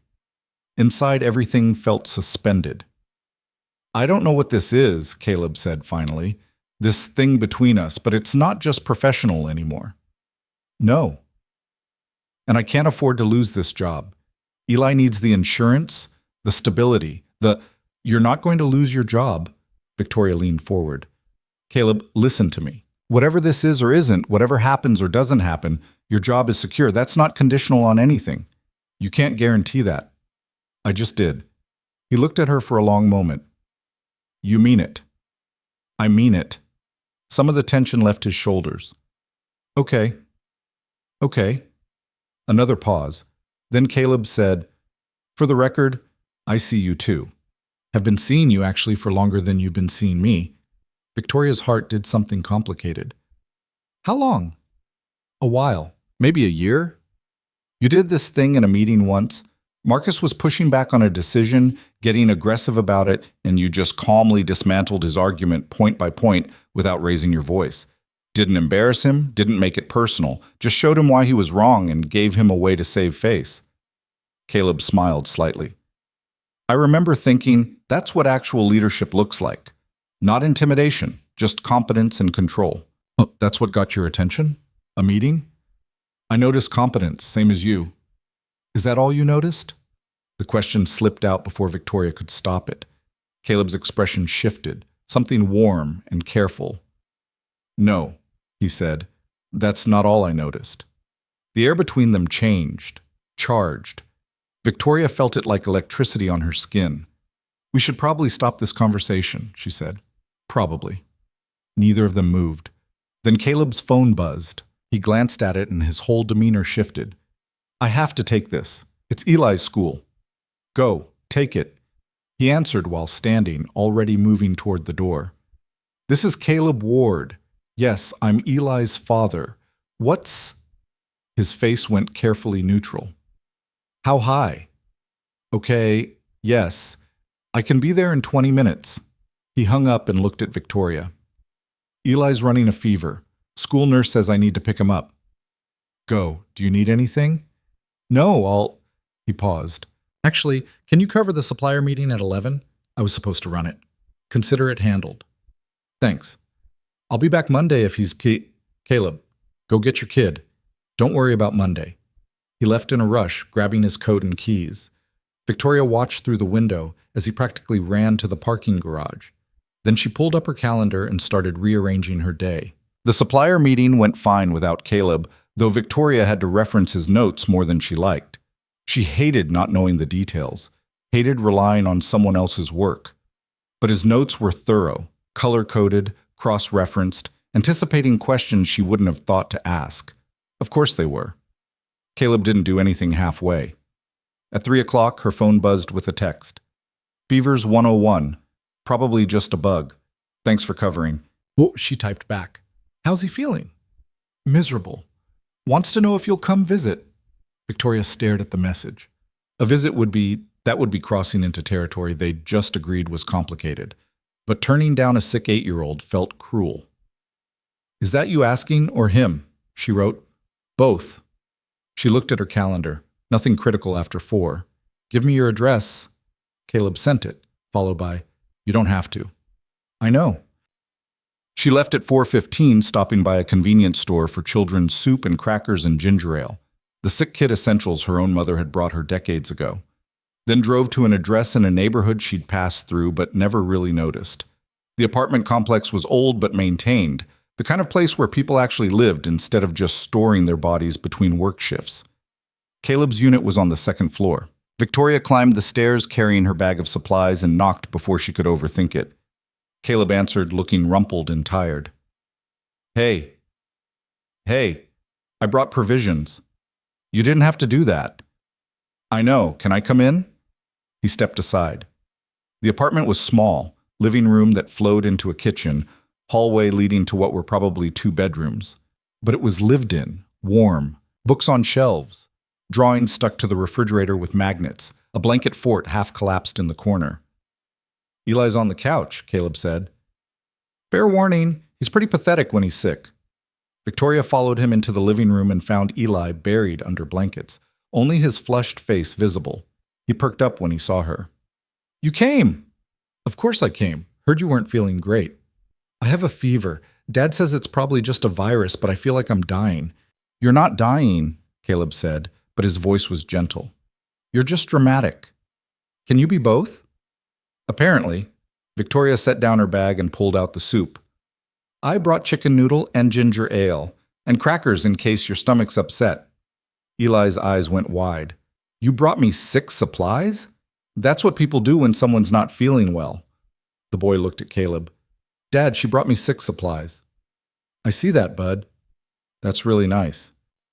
Something in Eli's voice, that genuine surprise that someone had thought of him, made Victoria's chest ache. She sat on the edge of the couch. You want some soup? Maybe. Dad made me toast, but it tasted like cardboard. It was regular toast, Caleb protested. You're just sick. Sick people need better toast, Victoria laughed. How about soup instead? Caleb heated it up while Victoria sat with Eli, who provided a running commentary on his symptoms with the thoroughness of someone who'd clearly been alone with them all day. And my head hurts, but not like when you bump it. More like someone squeezing my brain. And I'm cold, but also hot. And Dad made me take medicine that tastes like fake cherries. Sounds rough. It is. I'm suffering. Caleb returned with the soup. You're milking it. I'm sick. I'm allowed to milk it. Fair point. Eli managed half the soup before declaring himself full and settling back into his blanket cocoon. Victoria expected to be dismissed, the visit complete, time to leave and restore appropriate boundaries. Instead, Caleb asked if she wanted tea. Sure. They migrated to the kitchen, leaving Eli dozing on the couch. Caleb filled a kettle and pulled out mugs with the easy movements of someone who'd made tea in this kitchen 1,000 times. Thank you for coming, he said quietly. You already thanked me. I'm thanking you again. You didn't have to do this. I wanted to. The kettle whistled. Caleb poured water over tea bags, the steam rising between them. Can I ask you something? Victoria said. Depends on the question. What happened with Eli's mom? Caleb went very still. For a moment, Victoria thought she'd pushed too far. Then he sighed. Her name's Rachel. We met in college, got married too young, because that's what you did when you got pregnant at 22. Spent the first few years trying to make it work while raising a kid neither of us had planned for. He stared into his tea. I loved Eli from the start, completely. Rachel loved him too, but she also resented him. Resented me for wanting to stay when she wanted to leave. Where did she want to go? Anywhere that wasn't suburban domesticity. She had dreams, art school, traveling, a life that didn't include a mortgage and parent-teacher conferences. We tried to compromise, tried to make space for her to pursue those things, but every compromise felt like another thing she was giving up. Victoria could picture it. The slow erosion of a relationship under the weight of mismatched expectations. When did she leave? She asked. 2 years ago, met someone at the gallery where she was working part-time, Derek. He was everything I wasn't, spontaneous, artistic, didn't have a kid tying him down. She asked for a divorce. I didn't fight it. What would have been the point? And Eli?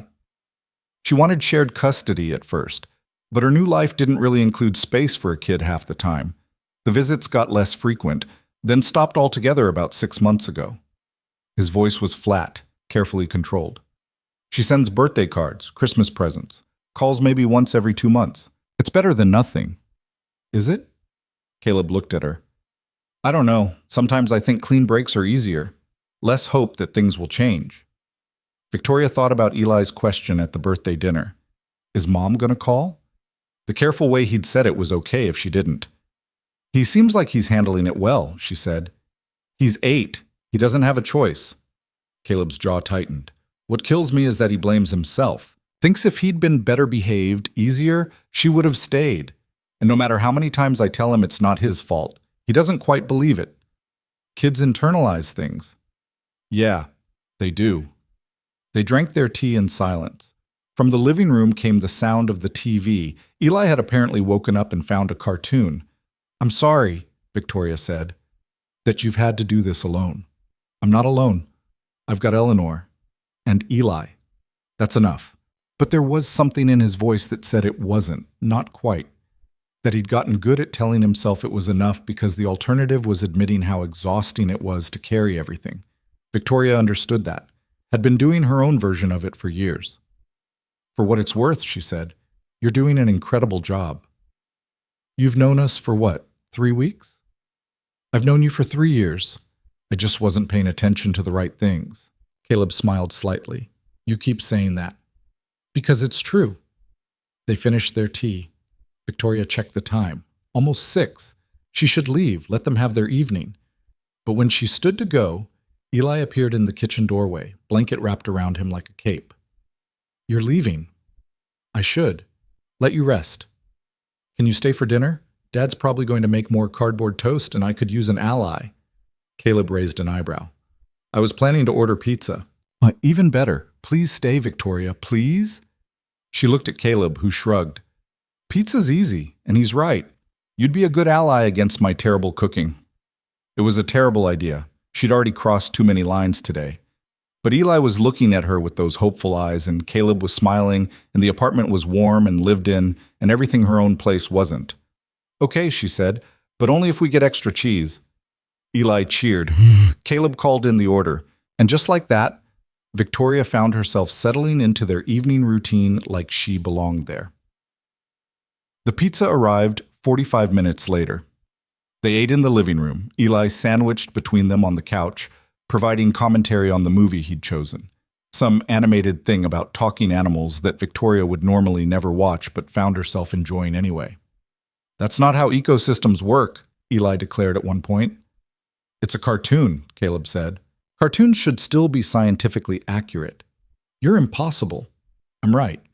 Victoria laughed, and Eli grinned at her like making her laugh was an accomplishment worth celebrating. Halfway through the movie, he fell asleep against Caleb's shoulder, mouth open, still clutching a half-eaten slice of pizza. Caleb carefully extracted the pizza and set it aside. Out cold, he said softly. Fever probably wiped him out. They sat in the flickering light of the TV, Eli sleeping between them. It was domestic and comfortable and terrifying in how right it felt. I should put him to bed, Caleb said, but he didn't move. Probably. More silence. Then Caleb spoke, his voice low so as not to wake Eli. This isn't sustainable, you know. Victoria's stomach dropped. What isn't? This. You being here, getting closer, it's going to complicate things. It's already complicated. More complicated then. She knew he was right.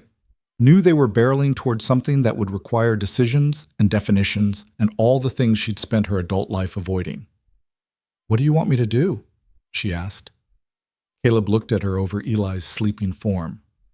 I don't know. Part of me wants to tell you to leave, put the boundaries back up, go back to how things were. It was easier when I didn't hope for anything. And the other part? Wants you to stay, keep showing up, see where this goes. Victoria's heart was pounding. Which part wins? I don't know yet. They held eye contact for a long moment. Then Eli stirred, mumbling something about plate tectonics in his sleep, and the moment broke. Caleb stood, carefully scooping up his son. I'm going to put him down. You can stay if you want, or go, whatever you need. He carried Eli down the hallway, leaving Victoria alone in the living room. She should leave. Should gather her things and walk out the door and spend the weekend figuring out how to rebuild professional distance. She stayed. When Caleb came back 10 minutes later, she was washing the pizza dishes in his kitchen. You don't have to do that, he said. I know. He came to stand beside her, picking up a towel to dry. They worked in comfortable silence, the domesticity of it almost unbearable. He's out for the night, Caleb said. Fever's coming down, I think. Should be back to normal by Monday. That's good? Yeah. They finished the dishes. Victoria dried her hands and turned to face him. I should go. Probably. But neither of them moved toward the door. Caleb, don't. His voice was rough. Don't say whatever you're about to say. Not tonight. Not when I'm tired and Eli's sick and everything feels too big. Okay, just... He ran a hand through his hair, frustrated. Can we just exist in the uncertainty for a while? Figure it out as we go? I can do that. You sure? You're not really an uncertainty person. Neither are you. No, but I'm learning. Victoria smiled. Me too. She grabbed her coat and bag. Caleb walked her to the door. Thank you, he said, for coming, for the soup, for everything. Stop thanking me. Make me. It was flirting, actual genuine flirting. Victoria felt it like heat on her skin. Good night, Caleb. Night, Victoria. She made it to her car before letting herself react. Sat in the driver's seat, hands shaking slightly, trying to process what had just happened. She'd spent the evening in her employee's apartment, had eaten pizza with his kid, had washed dishes in his kitchen like it was the most natural thing in the world, had flirted with him at his front door. This was so far beyond professional it wasn't even visible in the rearview mirror anymore. And she didn't care. Victoria drove home through the dark city, her mind replaying the evening. Eli's excitement when she arrived. The easy conversation in the kitchen. The weight of Caleb's words. Part of me wants you to stay. She wanted to stay too, not just tonight, not just until Eli recovered. She wanted to be part of their lives in a way that was permanent and terrifying and completely undefined. When she got home, her condo felt emptier than ever. She poured a drink and stood at the window, looking out at the city lights. Somewhere out there, Caleb was probably checking on Eli one more time before bed, making sure his fever hadn't spiked, straightening blankets and leaving a glass of water on the nightstand, being the parent who always showed up. Victoria had spent 3 years not seeing him. Now she couldn't stop. Her phone buzzed. A text from Caleb. Made it home okay? She smiled and typed back, yeah. Let me know how Eli's doing tomorrow. Will do. Thanks again for coming. Stop thanking me. Never. She fell asleep that night thinking about pizza and plate tectonics and the way Caleb had looked at her over his sleeping son. Thinking about uncertainty and hope and the terrifying possibility that she might be falling for someone who had every reason not to fall back. Saturday morning, she woke to a text from Caleb. Fever's gone. Kids demanding pancakes. Crisis averted. Victoria typed back. Glad he's feeling better. Then, before she could overthink it, want company for pancakes? The 3 dots appeared. Disappeared. Appeared again. Finally, yeah, we'd like that. She was out the door in 20 minutes. This thing between them, whatever it was, whatever it would become, wasn't going away. And for the first time in her carefully controlled life, Victoria Hale wasn't trying to manage the outcome. She was just showing up. That felt like enough. Pancakes turned into a regular thing. Not every weekend. Victoria wasn't naive enough to think they could maintain that without the office rumor mill exploding. But often enough that Eli started setting an extra place at the table on Saturday mornings, just in case. You don't have to do that, Caleb told him after the 3rd week. But what if she comes and there's no plate? Then we'll get her a plate. This is more efficient. Caleb had looked at Victoria, who was trying not to smile. Wonder where he gets that from. No idea, she'd said innocently. The weeks rolled into a month, then 6. The office adjusted to the new normal. Flexible schedules, actual work-life balance, a CEO who occasionally left before 6 p.m. and didn't apologize for it. Marcus stopped sending panicked emails. Jennifer organized a company softball team. Tom from the warehouse started actually using his vacation days, and Victoria learned that transformation was messy and slow, and never as neat as the business books made it sound. She also learned that showing up for people meant showing up when it was inconvenient. Like the Tuesday afternoon Marcus's wife went into early labor, and he ran out mid-meeting. Victoria finished the presentation herself and texted him later. Congratulations, take the rest of the week. Hell, take 2 weeks.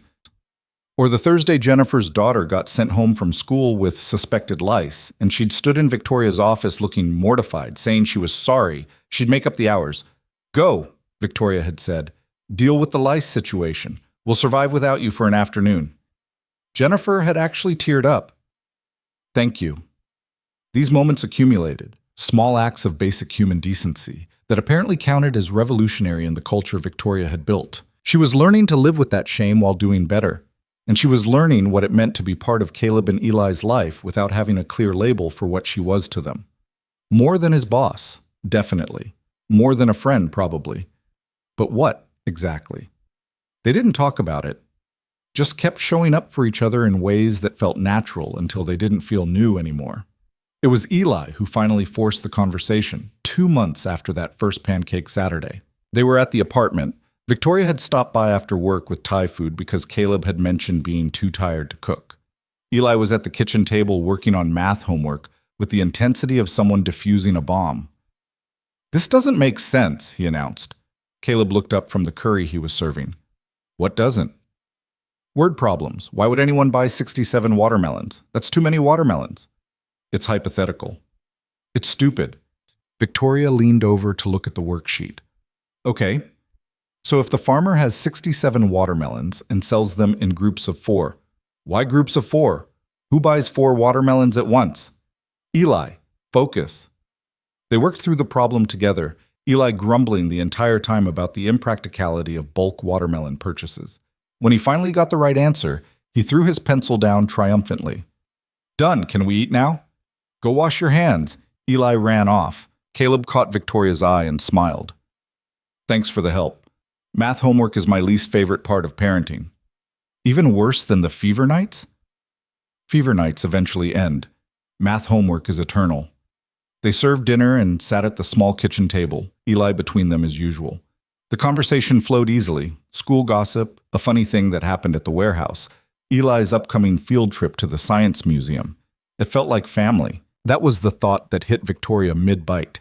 This feels like family. She must have made a face because Caleb asked if something was wrong with the curry. "No, it's good. Just thinking." "About?" "Nothing important." But Eli, who missed nothing, zeroed in on her expression. "Are you okay?" "I'm fine, bud." "You look weird." "Eli," Caleb warned. "What?" "She does? Like she's thinking really hard about something." Victoria set down her fork. "Can I ask you something?" "Sure," Eli said. "What do you tell your friends when they ask who I am?" The question seemed to surprise him. "I tell them you're Victoria." "But who am I? Like, how do you explain me?" Eli thought about it, chewing pad thai. "Your dad's friend from work who comes over sometimes. And you're nice, and you help me with my volcano." "That's it? Is there supposed to be more?" Victoria glanced at Caleb, who was watching this exchange with careful attention. "I don't know," she admitted. "I was just curious." "Do you want there to be more?" Eli asked with the bluntness of childhood. The question hung there. Caleb had gone very still. "I think so," Victoria said carefully. "But that's complicated." "Why?" "Because grown-up relationships are complicated." "That's a dumb answer." "Eli," Caleb said, but there was no heat in it. "It is. Either you like someone or you don't. That's not complicated." "What if you like them, but you're not sure what that means?" Eli considered this seriously. "Then you figure it out. That's what Dad always tells me to do with problems. Don't avoid them, figure them out." Victoria looked at Caleb. Smart kid. "Gets it from his mother," Caleb said dryly. "Definitely not from you?" "Absolutely not." Eli watched them, that shrewd 8-year-old assessment that saw more than adults wanted to admit. Then he went back to his noodles like the conversation was settled. But it wasn't settled. Not really. After dinner, after Eli had been sent to bed following his usual protests, Victoria and Caleb ended up on the couch with wine they were both too tired to really want. "Sorry about the interrogation," Caleb said. "Don't be." He asked a fair question. "What would you have said if you had a clear answer?" Victoria turned her wine glass in her hands. "I don't know. That's the honest answer. I know what this feels like, but I don't know what to call it." "Does it need a label?" "Doesn't it? People are already talking at work. At some point, we're going to have to define what this is." Caleb was quiet for a moment. "What do you want it to be?" The question was so direct it caught her off guard. In business, Victoria never hesitated. She knew what she wanted and went after it. But this, I want to keep showing up, she said. For Saturday pancakes and math homework and Thai food on weeknights. I want to be part of this. She gestured at the apartment, at the life they'd built. But I don't know if that's fair to you, to Eli. I don't know if I'm good at this. At what? Being part of someone's life. I've spent 20 years building a company instead of relationships. What if I'm terrible at this? Caleb set down his wine glass. You're here, aren't you? You showed up to a science fair. You bought soup for a sick kid. You just spent 20 minutes arguing about watermelon math. He smiled slightly. You're not terrible at this. I could be. I could screw this up. You could. So could I. He shifted to face her fully. Victoria, I spent 3 years keeping you at arm's length because I was terrified of exactly this, of letting someone in and having it fall apart. But you kept showing up anyway, even when I made it difficult. You didn't make it difficult. I absolutely did. I hid every part of my life from you. I built walls so high I forgot what was on the other side. He paused. Then you climbed over them, and you're still here. So maybe stop waiting for permission to want this and just want it. Victoria felt something shift in her chest. I do want it. I want you, both of you, this whole messy, complicated thing. Then that's your answer. It's that simple? It's that simple. She wanted to believe him, wanted to trust that wanting something was enough to make it work. What about work? She asked. The gossip, the optics. What about them? Caleb, I'm the CEO. You're an employee. There are power dynamics, which we're both aware of, which we can navigate. He leaned forward. Victoria, if this is going to work, you have to stop managing every variable. Some things you just have to let unfold. I'm not good at that. I know. But you're learning. They sat in comfortable silence, the weight of the conversation settling around them. Outside, the city hummed with its usual nighttime sounds. Traffic, sirens, the general buzz of urban life. Can I stay? Victoria asked quietly. Caleb looked surprised. Tonight? If that's okay. I don't want to. I'm not assuming anything. I just don't want to leave yet. Something soft crossed his face. Yeah, you can stay. He set her up in his room, insisted on it despite her protests, while he took the couch. Victoria lay in his bed, in sheets that smelled like him, and stared at the ceiling. This was real. This thing between them was actually real. And instead of terrifying her, it felt right. She fell asleep thinking about watermelons and science fairs and the quiet certainty in Caleb's voice when he'd said, You're not terrible at this. Sunday morning arrived with Eli jumping on the couch where Caleb had been sleeping, demanding pancakes with the subtlety of a tornado. It's 7 a.m., Caleb groaned. That's basically afternoon. That's not even close to afternoon. Pancakes don't care about time.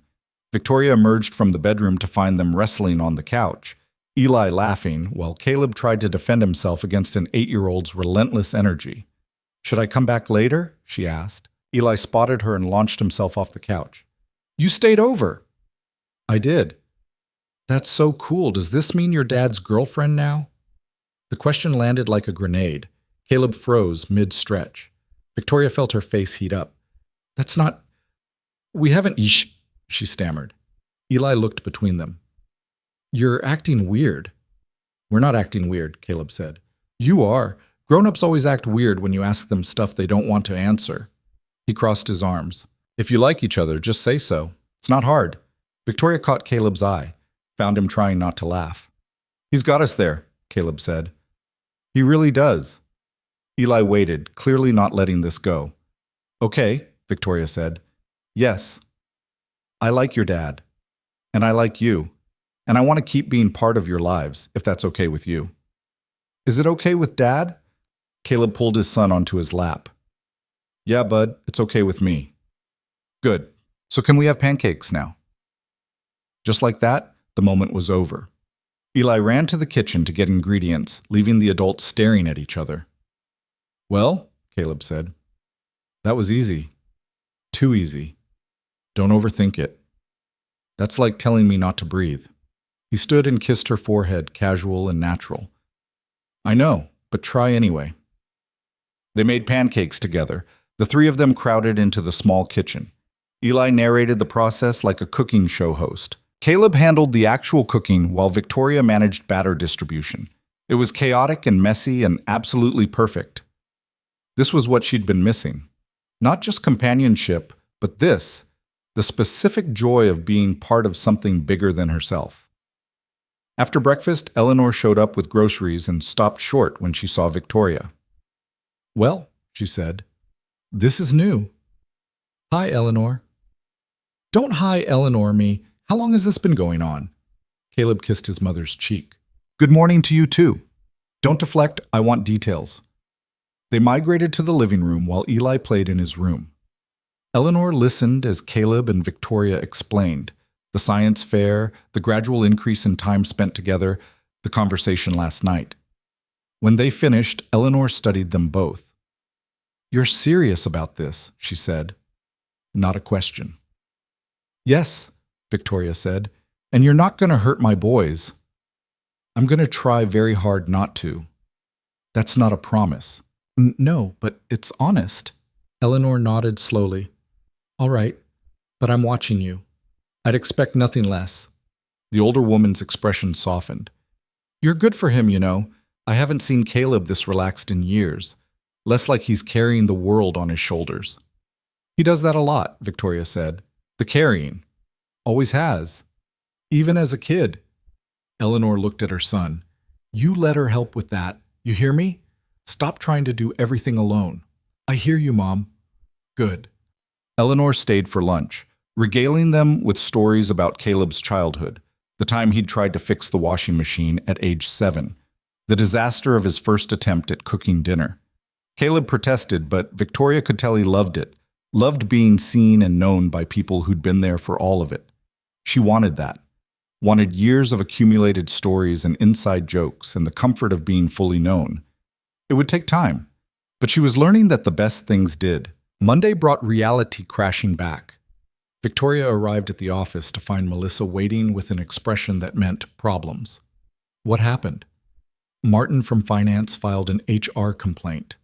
Victoria's stomach dropped. "About what?" "About you and Caleb. Says there's favoritism, that the policy changes only happened because you're," Melissa paused delicately, "involved with him." Victoria closed her office door. "Get me HR. Now." The meeting was tense. Martin had documented everything. The timing of the policy changes, the fact that Victoria had given Caleb control over the implementation, the rumors about her attending his son's events. "This could be a lawsuit waiting to happen," the HR director said carefully. "Or it's an employee upset that the company's actually prioritizing people for once," Victoria countered. "That may be true, but perception matters. If other employees think you're showing favoritism, then we address it openly. I'm not hiding this." The HR director looked alarmed. "You're admitting to a relationship with a subordinate?" "I'm admitting that my personal life isn't anyone's business, as long as it doesn't impact my professional judgment. And it hasn't." Victoria pulled up her laptop. "Every decision I've made has been documented. Every policy change was researched and justified. Caleb leads implementation because he's qualified, not because I'm dating him." "Are you? Dating him?" Victoria met the woman's eyes. "Yes, and I'm not going to pretend otherwise." The meeting ended with HR promising to investigate and Victoria promising full transparency. When she left, she went straight to Caleb's desk. "We need to talk." They went to her office. She closed the door and told him everything. Caleb listened, his expression unreadable. When she finished, he was quiet for a long moment. "This is exactly what I was afraid of," he said finally. "I know. People are going to assume I got where I am because of you, that everything I've built here is tainted. That's not true. Doesn't matter if it's true. It's what they'll think." He stood, pacing. "Maybe we should pull back, at work, I mean. Keep things strictly professional here. Or we don't hide and we deal with it head on." "Victoria, no. Listen." She moved to stand in front of him. "I'm not going to pretend you don't exist. I'm not going to act like this isn't real. If people have a problem with it, they can take it up with me. But I'm not hiding you. You might have to, for both our sakes. Is that what you want?" Caleb looked at her for a long time. "No. But I don't want you sacrificing your company for me either. I'm not sacrificing anything. I'm making a choice, and I choose this. I choose you. The words hung between them, clear and irrevocable. You're sure? Caleb asked quietly. I'm sure. He kissed her then, right there in her office with the blinds open and the whole floor potentially watching. It was brief but certain, a statement that needed no words. When they broke apart, he smiled slightly. We're going to catch so much hell for this. Probably. Worth it? Definitely. They spent the rest of the day handling the fallout. Victoria called an all-hands meeting and addressed the situation directly. Yes, she was in a relationship with Caleb. No, it didn't affect business decisions. Yes, anyone with concerns should feel free to voice them through appropriate channels. The meeting was awkward and uncomfortable and absolutely necessary. Afterward, Marcus caught up with her. That was brave, he said. Or stupid. Both, maybe, but I respect it. He paused. For what it's worth, nobody who actually works with Caleb thinks he got special treatment. Guy earns everything he gets. I know. Just wanted you to hear it. Jennifer stopped by later with a similar sentiment. Then Tom. Then a dozen other employees who wanted to make it clear they supported the changes, regardless of Victoria's personal life. By the end of the week, Martin's complaint had been investigated and dismissed. The policy changes stood, and Victoria had learned that honesty, messy, uncomfortable honesty, was sometimes the only way forward. She'd also learned that people were more understanding than she'd given them credit for. The following Tuesday, Eli's school called Caleb at 3 p.m. Victoria was in his office when he answered, saw his face go pale. What's wrong? Eli got in a fight. I need to go. I'm coming with you. Victoria, I'm coming. They drove to the school in tense silence. The principal explained that Eli had punched another boy who'd said something about his mom leaving because he was a bad kid. Eli sat in the office, knuckles scraped, trying not to cry. Caleb knelt in front of him. Hey, look at me. I'm sorry. I know I shouldn't have hit him, but he kept saying, I know. We'll talk about it. But first, are you okay? That broke the dam. Eli started crying for real, and Caleb pulled him into a hug while Victoria stood helplessly nearby, feeling useless. Then Eli reached out and grabbed her hand, just held it, anchoring himself between them while he cried. Something in Victoria's chest cracked open completely. They took him home, talked through what happened, why fighting wasn't the answer even when people said cruel things. Eli apologized and accepted his consequence, a week without screen time, and then asked if Victoria would help him write an apology letter to the other kid. Even though he was mean first? Eli asked. Especially then, Victoria said. Being better than the people who hurt you is how you win. That's hard. The best things usually are. They worked on the letter together, Eli's handwriting careful and deliberate. When it was done, he looked up at her. Thanks for coming today. Of course I came. Not everyone would. The weight of that statement, the understanding that some people left, some people didn't show up, hit her hard. I'm not going anywhere, Victoria said. Promise? She looked at Caleb, who was watching them with an expression that made her chest tight. Promise. That night, after Eli was asleep, she and Caleb sat on the couch, not talking, just existing in each other's space. Thank you, he said finally. For today. For all of it. You don't have to thank me. I do, though, because you keep showing up even when it's hard, even when it would be easier to leave. I'm not going to leave. I'm starting to believe that. They sat in silence for a while longer. Then Caleb said, I'm falling for you, just so you know. Victoria's heart stuttered. Yeah? Yeah, have been, probably. Just didn't want to admit it. Why not? Scared, I guess, of what it would mean. Of needing someone again after working so hard to need no one. She understood that completely. I'm falling for you too, both of you. We're a package deal, you know. Can't have one without the other. I know. That's part of what I love about this. The word, love, hung between them. Victoria hadn't meant to say it, but it was out now, true and terrifying. Caleb smiled. Love, huh?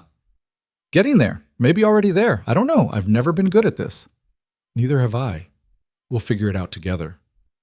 Together, Victoria repeated. The word felt foreign and perfect. They kissed, slow and certain, a promise without words. The weeks that followed were a strange blend of normal and transformative. Work continued, projects, deadlines, the usual machinery of business. But Victoria approached it differently now, saw people differently, made time for the things that mattered. Like Friday afternoons when she left at 4 to make Eli's soccer games. Like Sunday mornings that always involved pancakes. Like ordinary Tuesday evenings spent helping with homework and eating takeout and existing in the comfortable rhythm of daily life. She was learning that happiness wasn't a destination. It was this: the accumulation of small moments that added up to something bigger. 3 months after that first science fair, Eli came home with an invitation. "There's a Mother's Day thing at school," he said carefully. "You bring your mom or someone important. I was wondering if Victoria would come." Caleb and Victoria exchanged glances. "You want me to come?" Victoria asked. "If you want to. I know you're not my mom, but you're—" He struggled for words. "You're important. So maybe that counts?" Victoria felt tears threatening. "That definitely counts. I'd love to come." The Mother's Day breakfast was exactly as cheesy as expected.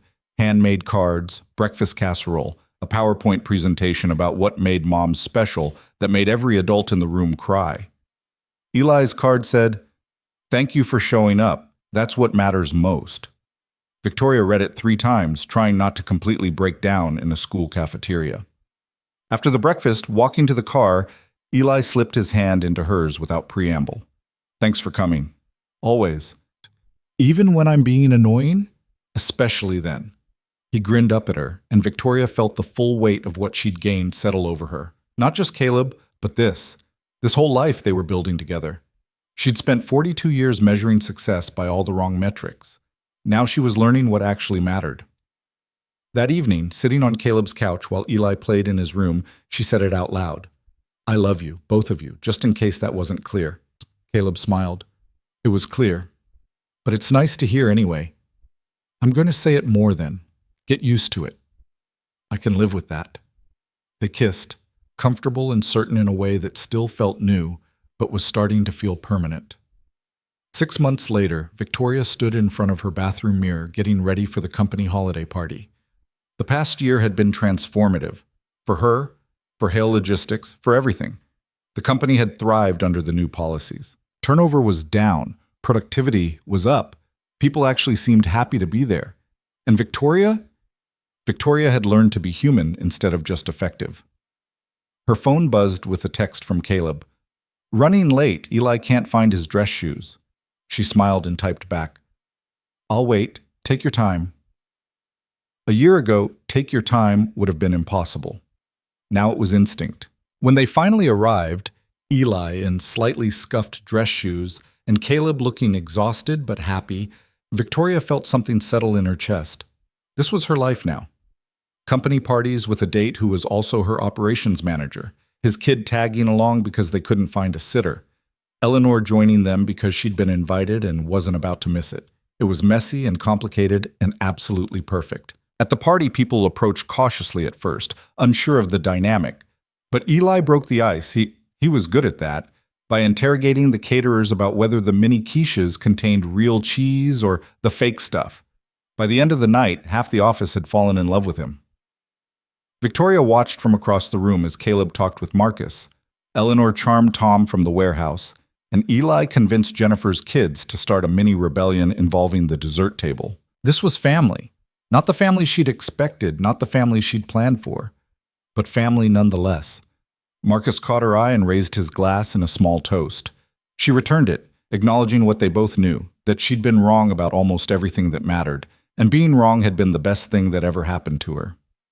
Later, when the party was winding down, Victoria found Caleb on the office balcony. The city stretched out below them, lights and life, an endless possibility. "Hey," she said. "Hey, yourself. Good party?" "Great party." He put an arm around her. "Thank you for including Eli and Eleanor. That meant a lot. They're part of this. Part of us." "Us," he repeated, testing the word. "I like that." "Me too." They stood in comfortable silence, watching the city breathe. "Can I tell you something?" Caleb asked. Always. But a year ago, if you'd told me my life would look like this, that I'd be standing here with you, that Eli would be happy, that I'd feel like I could actually breathe, I wouldn't have believed you. A year ago, I wouldn't have believed you either. What changed? Victoria thought about that, about following him to a birthday dinner, about a science fair and pancakes and learning to see people instead of just using them. I did, she said simply. I finally started paying attention to what mattered. And what matters? This, you, Eli, showing up for the people who need you and letting them show up for you too. Caleb kissed her temple. That's a good answer. I'm learning. So am I. Inside, Eli appeared in the doorway. Dad, Grandma says we should go. She's tired. All right, bud, go get your coat. He ran off, and Caleb turned to Victoria. Come home with us? Yeah, I'd like that. They gathered their things, said their goodbyes. In the parking garage, Eli grabbed Victoria's hand on one side, Caleb's on the other, swinging between them. This was fun, he announced. Can we do it again next year? Definitely, Victoria said. Promise? She looked at Caleb, found him smiling at her with that quiet certainty that had become familiar. Promise. They walked to the car together, the three of them plus Eleanor trailing behind, and Victoria realized she'd stopped measuring success by traditional metrics, stopped tracking productivity and profit margins as the only things that mattered. Now she measured success in Saturday mornings, in school events, and ordinary evenings spent doing homework at a kitchen table, in showing up, in being seen, in letting herself be part of something bigger than ambition. 3 years ago, Caleb Ward had been invisible to her, just another employee, another resource to be managed. Now he was everything, and she was finally seen clearly. As they drove through the city toward home, because that's what his apartment had become, home, Victoria thought about all the years she'd wasted being blind, all the people she'd looked past in her single-minded focus on success. But she was different now. Better, not perfect. She still worked too much sometimes, still struggled with letting go of control. But she was trying. And in the end, trying was what mattered, trying to be better, trying to show up, trying to love the people who'd somehow managed to love her back despite all her jagged edges and sharp corners. You okay? Caleb asked, glancing over at her. Yeah, I'm good. You sure? You look happy, she finished. I look happy. He smiled. Yeah, you do. And she was. Against all odds, despite every fear and hesitation, Victoria Hale was genuinely, completely happy. She'd spent 20 years building an empire, but in the end, what saved her was learning to build a life.